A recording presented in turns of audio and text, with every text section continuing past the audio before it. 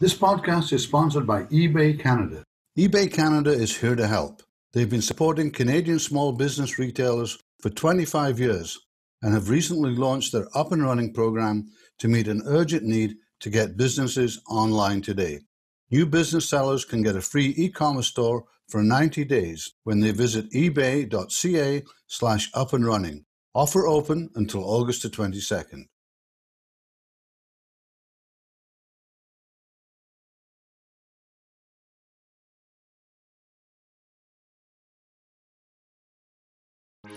Welcome to Canada's podcast, the number one podcast for entrepreneurs by entrepreneurs. Hello, this is Robert Smile coming to you today with Vancouver's podcast, a member of the Canada's Podcast Network, where we talk to the entrepreneurs who are making it happen here in Vancouver, British Columbia. When Roger Haskett graduated from university, he had a BA in history, professional certificate for teaching, BFA in acting, and a Master of Arts in education. Since graduating, Roger created and grew Engagement Unlimited, acted in over 100 TV shows, films, and commercials like X-Files, Supernatural, iZombie, and became an international keynote speaker. His award-winning talk, Pressure Cooker Confidence, has been refashioned into a book and audiobook called The Me and You Want to Be. Recently, Roger has been expanding on his book by consulting with clients to create the company they want to be. Roger lives in Vancouver, Canada, with his amazing partner, 3 incredible kids, and 2 persnickety cats. Well, Roger, welcome to the show. Thanks for taking the time today to be here for all our listeners. Oh, thanks, Robert, for inviting me. I'm so excited. Great. Okay, I want you to tell us a little bit more about yourself, where you're from, and give us the details on your current business. Sure. I'm from Vancouver, so I was born and raised here, born in North Van and raised mostly in Ladner. So I consider myself a Vancouver boy. My business now, so I do a variety of things that mostly are focused through my company, Engagement Unlimited, for the most part now. And basically what we do is we create, through entertainment, team building, and education, we create engagement in rooms. So like in conferences and meetings, at events, at parties, we create engagement that will increase your bottom line, whatever that bottom line happens to be, whether it's more money for your business, like more sales, whether it's more learning in the room, whether it's more networking. We believe, my company is called Engagement Unlimited because we believe in the power of engagement. And so, yeah, that's sort of what we do. Okay. Now, did you need financing to start your company, and how do you currently make money in your business now? Sure. So financing wasn't even an option for me. Like I never even considered it. I built this company based, I sort of consider myself to be a reluctant entrepreneur. Like I didn't go into owning a company because I desperately wanted to own a company. I created a company because I desperately wanted to do the things I wanted to do, which involved acting and this idea of creating a new energy in the room and changing the way people think about themselves, changing the way they see themselves. So, really it was stuff that I financed myself. And I guess I did have financing in the sense that I built up a little mini real estate empire from when I graduated from university that would, no matter what, would give me money enough that I could live and throw off enough money that I could keep investing in my business. So I guess I sort of self-financed. Okay, so you bootstrapped. Yeah, bootstrapped it totally. Totally. And then now we make our money through a variety of means, but mostly through my company. And we do that through, working with conferences, working with huge brands on their specific conferences, or we work on association conferences or meetings. We're now expanding, as I sort of indicated in the bio, we're now sort of expanding into more consulting, where we work on an ongoing basis with clients over the year to start to create engagement within their team, within their employees, or within their clients.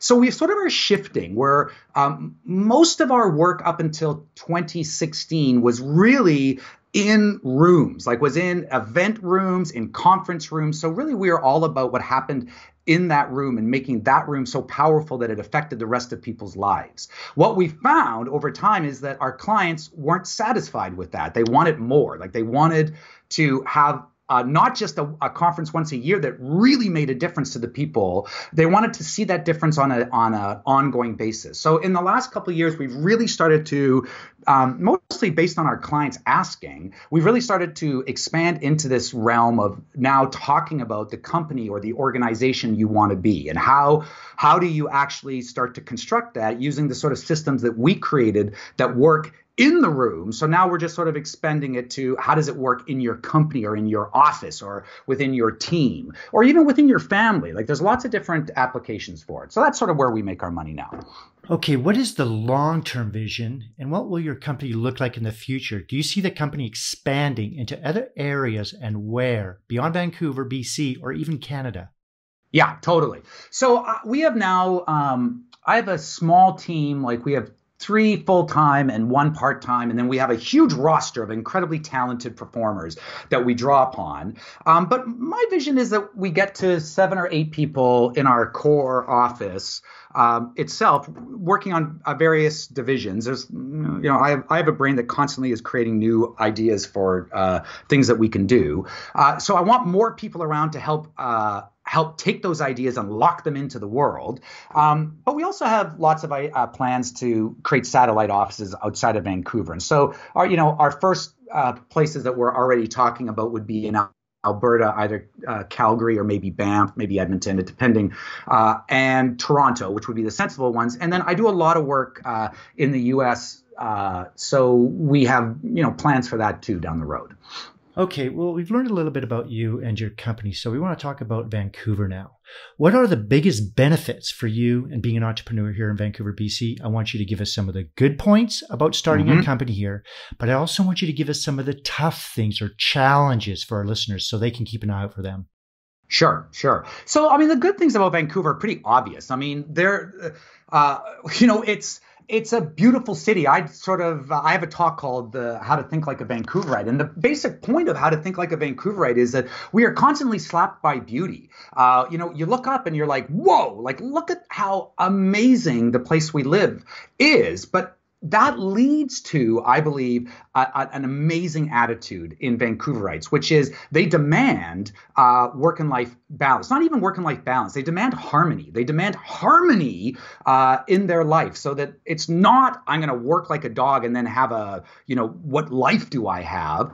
People in Vancouver and the culture of Vancouver, I believe, really supports this idea that we reach for harmony, and our life and our business life and our personal life must interact in a harmonious way. I think that is an amazing quality that Vancouver has. And it's no surprise that most Vancouverites, like I was born here, there's hardly any of us. My wife is a perfect example of a true Vancouverite, because she came here for a dance week when she was, in her early 20s, and went back to Thunder Bay, where she's from, packed up her car and drove back and said, if I'm going to live somewhere in Vancouver, in Canada, why wouldn't I be living in Vancouver? And so most people who live here choose to live here. They choose it, which is a very powerful way to go through life, choosing.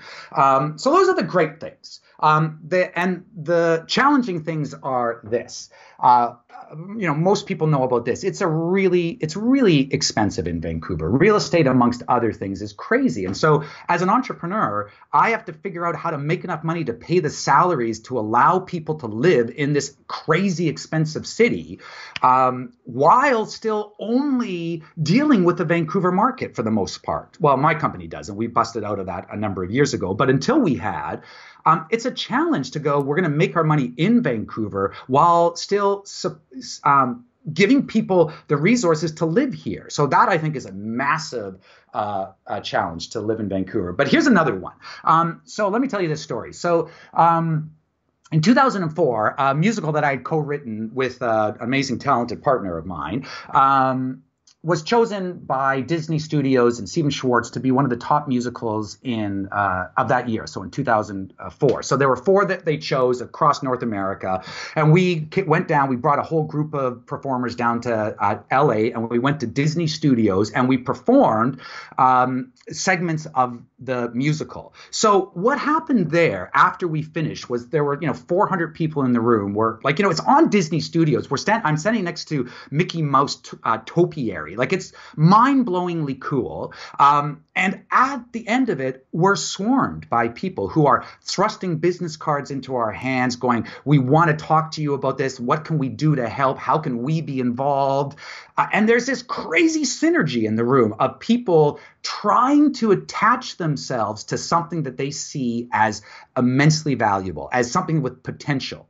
So flash forward 5 years, it's 2009, our musical is chosen in Vancouver as one of the top musicals across Canada. And so we're doing exactly the same thing. We're performing snippets of it in Vancouver. The difference is in LA, we had 400 people on Disney Studios. Here in Vancouver, we had 40 people at the Arts Club Theater. And at the end of it, what happens is that we're not mobbed by people throwing or trying to thrust business cards into our hands. Instead, people sort of drift up and go, wow, that's amazing. That is an amazing show. Maybe one of the best I've seen. Thumbs up. Way to go. Good luck. And they drift away. And the next person drifts up and goes, way to go. That's an amazing show. And they drift away. And you're left at the end of the night going, where is the synergy? Where is the energy? Where are the people leaning in going, hey, you've got a great idea. We want to be part of it. So to me, that's a little bit of the challenge of being in Vancouver, is that we have a harmonious nature, but it's also laid back. And so I believe that to be an entrepreneur in Vancouver means that you have to overcome those type of hurdles that are just sort of culturally present in our city. So that's what I would say. Okay. We do some of our best work outside the office. Is there a place in the Lower Mainland, close to where you live or work, where you like to go recharge or get inspired and think about ideas or just think about your business? And does it change with this season considering all the rain we get here? So the easy answer to that is that, I love to go see some of the major attractions in Vancouver. Like, I love to go to Granville Island and take my kids there. I love to go to Commercial Drive. There's lots of places I love to go along the seawall. That's an amazing place to go and recharge. But the truth is, on a daily basis, what I do to recharge is just walk. I walk around Vancouver. If you don't know Vancouver, anywhere you walk is beautiful. Like, everywhere is trees, everywhere are bushes, everywhere is green. And so I just walk. I tramp around if I'm at my home office, I tramp around my house in East Vancouver. And if I'm downtown, I walk around the seawall. So I do that. I mean, I find that just getting out into the open air in Vancouver and getting out of an office and into the fresh, neuroscience teaches us that there's a tremendous value in being outside in nature. And when you're in Vancouver, nature is right there. So I do that all the time. And so when it's rainy, I have to admit, at times, it's easy for me not to go for a walk. But, I'm a Vancouverite, so I just have rain gear. So, I put on my rain jacket and I go for a walk. It's not that big of a deal. That's sort of what I do. Okay, we have a lot of international listeners. So this next question, I want you to speak to them. If you were to start all over again and you just moved here to Vancouver, BC, but this time you do not know anyone, knowing what you know now, what would you do? And how would you go about starting all over again as an entrepreneur? Yeah. So I heard on one of the previous podcasts, someone mentioned, I think it was Izzy, mentioned that friends, like she was like, as a person who arrived in Vancouver, the first thing I would have done is reached out for friends. And I give that a massive thumbs up. Like, that's, I think, so smart. But I'm from Vancouver. So, I had friends here. So when I think about this issue, I think about it a little differently. So to me, the difference that I would have made in my life, that if I were starting this again, what I would have done is I would have put networking way up at the top of the list, as opposed to being number 8 or 9 on the things that I should be doing. And I would have worked my networks hard. I would have gone out and I would have worked those networks in a variety of ways. I would have networked with clients. So that's what I do now. I'm part of associations, and those associations are mostly my clients. So when I go there, every time I'm interacting with potential clients. But what I would also do is I would have totally like I would have dived deeper, faster and harder into the entrepreneurial network. I would have reached out to other entrepreneurs. But as I started by saying this, I didn't really think of myself as an entrepreneur until way later in the process. I just thought of myself as someone who was, who had to have a company to do the things I wanted to do. So I would have switched the way I thought about it. I would have thought of myself as an entrepreneur way up near the top, like as one, instead of going, I'm an actor, I'm a teacher, I'm a speaker, I'm an entrepreneur, I would have put entrepreneur as like 1 or 2. And then the creative aspect, I would have like sort of slid into that as opposed to the other way around. So I think that's what I would have done. Okay, what does the first hour look like for you when you get up in the morning? Do you have a specific routine or a ritual that helps you get motivated to start your day? Yes and no. So the first thing I do is I look at, when I wake up, one of the first things I do, if I don't have my little daughter crawling into bed with me, I'm not dealing immediately with kids, I will check my phone and I will check Slack and I will check to make sure that there's nothing, my email, to make sure there's nothing that I need to focus on for the next while. Because the first hour of the day, I focus on my family as much as possible. Sometimes it's better, sometimes it's less. But I really believe that if I want to be at work and working the best I can, it is really good for me to start the day the right way. And the right way is to start it with love and to start it with connection and to start it with joy. So, for my first hour is I get up and I play with my kids for a while and I cook them cream of wheat if I'm making breakfast, or we hang out while my wife is making smoothies and we sit around the island area and we sort of play. We talk and play and we do that. Once I get to work, which is, an hour, either, walking up my stairs or going downtown, then I have a slightly different process. And I put usually my most important task at the start of the day. Usually for me, that's writing or some sort of creative process. So I usually put that in my calendar and I try to do it right away because, within 20 minutes of being at the office, who knows what's going to be happening. So I really try to focus on the most important thing right away. But that's after I check in with communication and I sort of engage with the team to make sure that everything is running the way it should be. So that's sort of, if that's a routine, that's my routine. Do you think entrepreneurs have to be weird or unique in a positive way or are wired differently? I think that you can totally learn entrepreneurship if you want to, if you really want to. Being an entrepreneur is crazy. Like, it's a crazy job for the most part. You work really hard to make your vision come true. And, whether it costs more, or takes longer, or is harder. You need sort of from that point of view, you need, to have drive and you need to have self-motivated drive.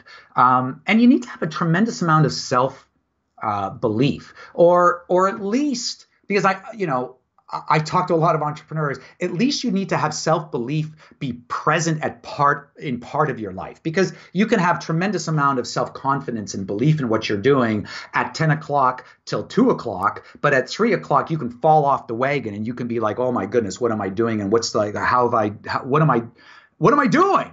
This is so hard.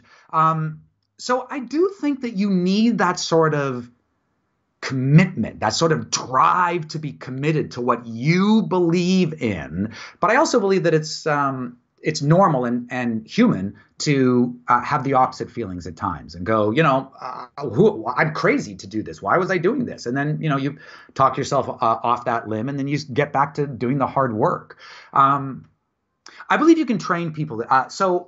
My son, my oldest, who's 14, we used to say to him, he used to have lemonade stands. We go, if you want to make any money, like make some money. Like, we give you a little bit of an allowance, but if you want to make money to do something, you got to make it. And so he would start with lemonade stands. And at the end of it, I would go, so how was what success did you have? And we talk about it. And I'd say, what can you do to get more success? Like, you had people coming by and they didn't want to spend $3 on your lemonade. So what's an idea around that? And so we started to talk about things that you could do. And so within a year, we had created a lemonade stand that had frogs. He had frogs at the time. So he would put his terrarium of frogs out there. So people would stop by and look at the frogs. And then they would be there for the lemonade. And we changed the price pricing. So rather than it being like $2 or whatever, we made it by donation. And so what we found is that people donated usually more than you asked. So what I found is that by the time my kid was 8, he had already started to think about life as an entrepreneur does, as not in how can someone give me money so I can do the things I want, like an allowance, but rather, what can I do to get the money myself? And how do I be smarter so that I get more money faster and easier while I'm, providing a service to people that they want? This podcast is sponsored by eBay Canada. eBay Canada is powering Canadian small businesses.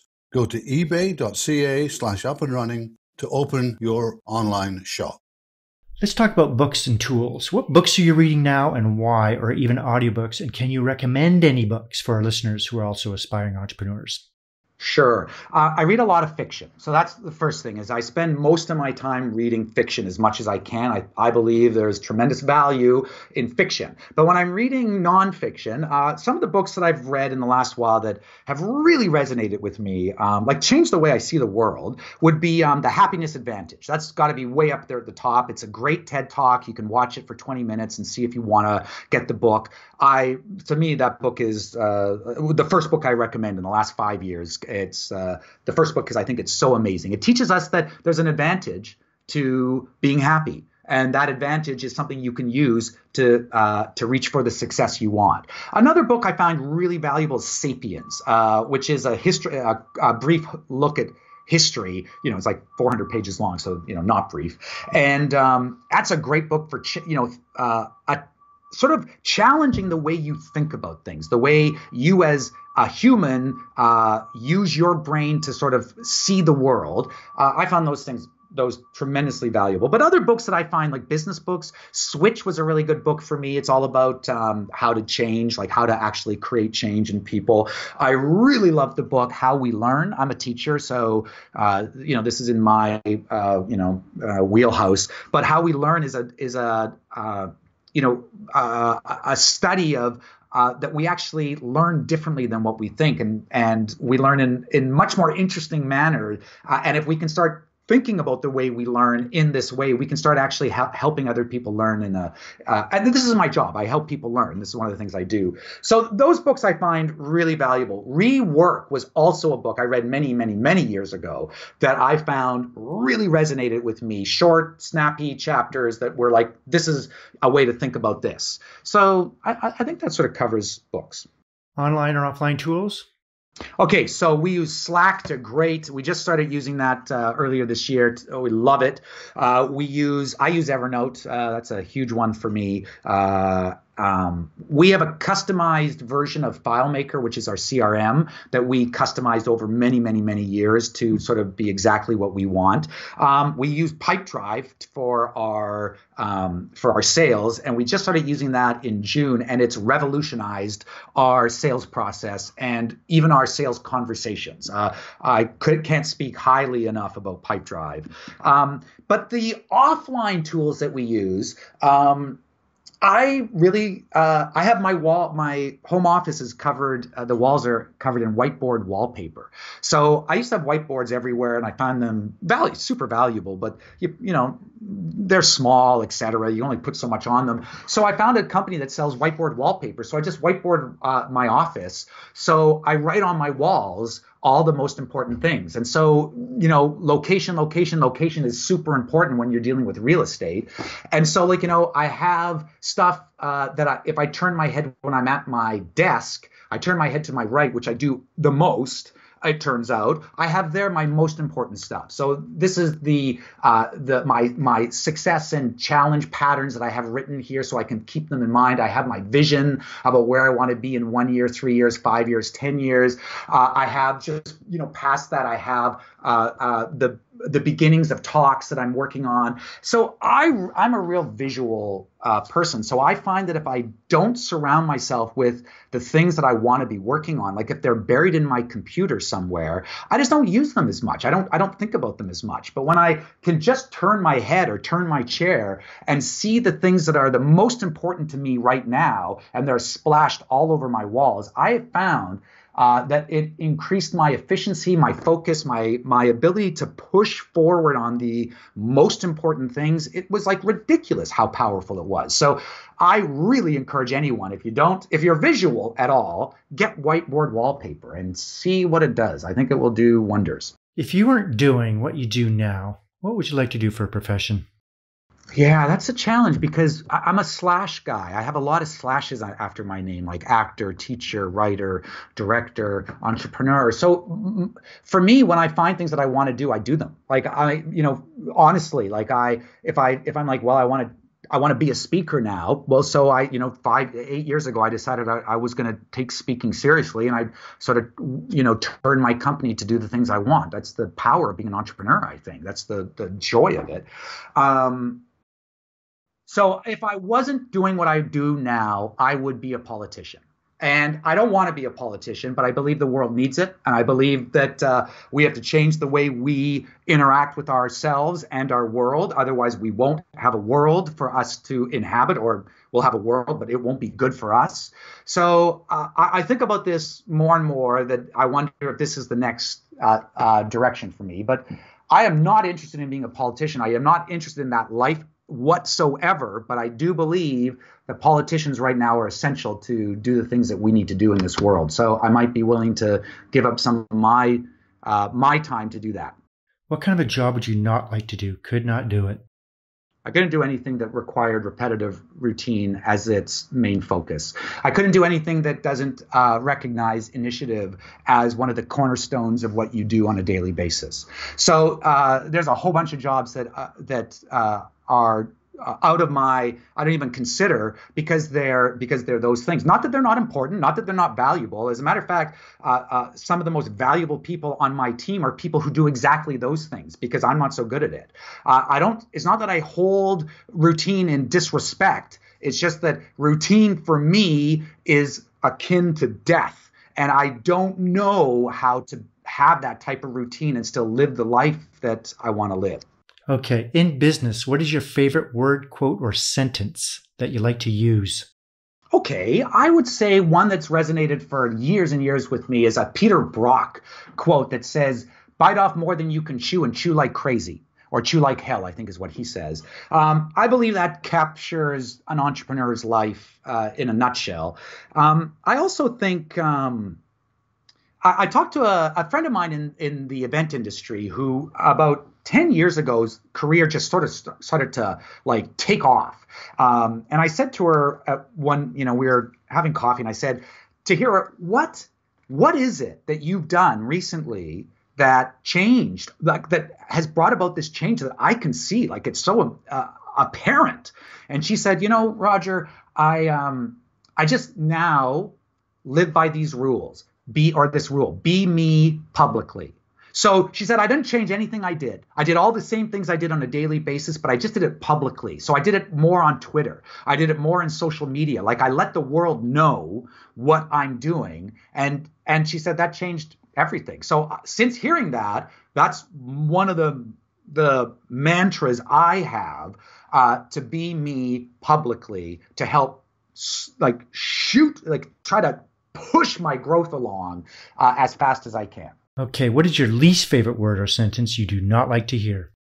Well, I don't like to hear no, but I guess I'm an improviser. See, it's crazy. I keep, I'm a teacher, I'm an actor, I'm an improviser. These things are all true.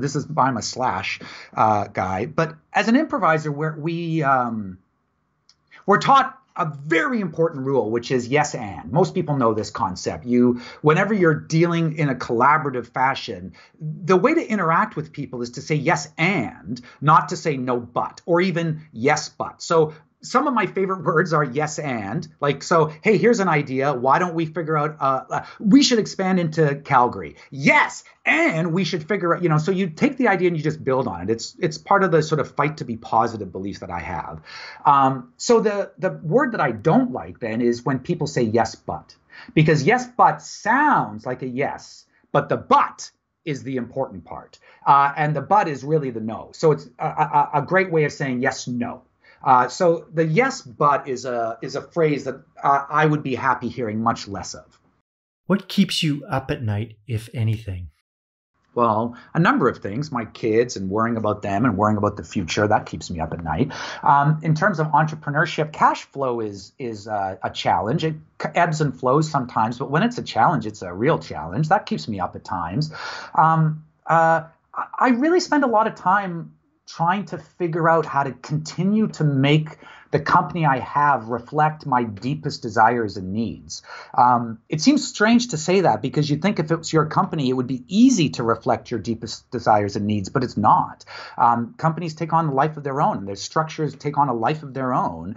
So I spend a lot of time trying to make sure that we are not going down paths that might be profitable, but are not the paths I want to go down. So yeah, that sort of stuff keeps me up. Okay, give us the top 3 things on your inspired life list. This could be like if you want to do a TEDx talk, or you want to travel more, philanthropy, write a book, anything like that. You've written books, so okay. Another book?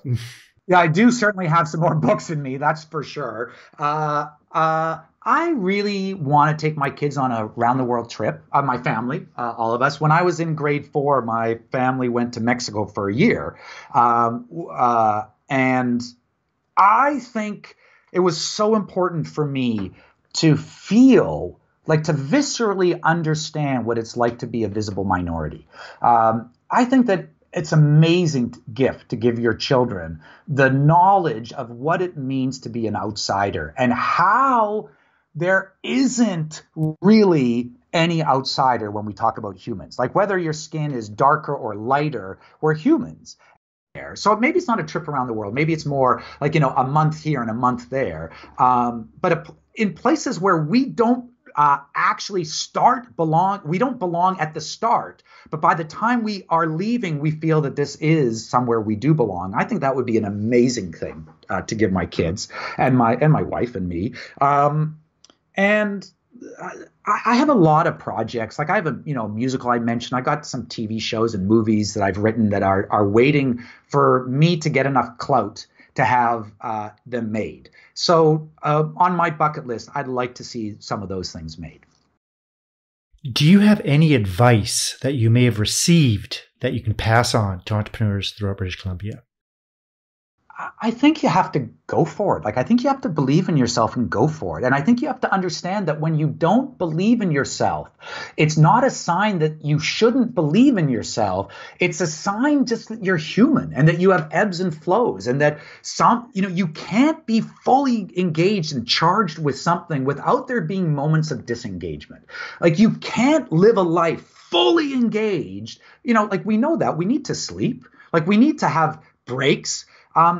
I would say that entrepreneurs need to understand this dynamic, that even when they feel that they're not able to do the things that they used to think or that they just moments before believed that they could do, not to see that as a sign of weakness, not to see that as a character flaw, not to see that as something that shows them that they shouldn't do what they're doing, but rather see it only as a human response to a challenging situation, which is the definition of what an entrepreneur is. Entrepreneurs are put themselves into challenging situations. So, expect that sometimes that challenge is going to bring you down and that's totally fine.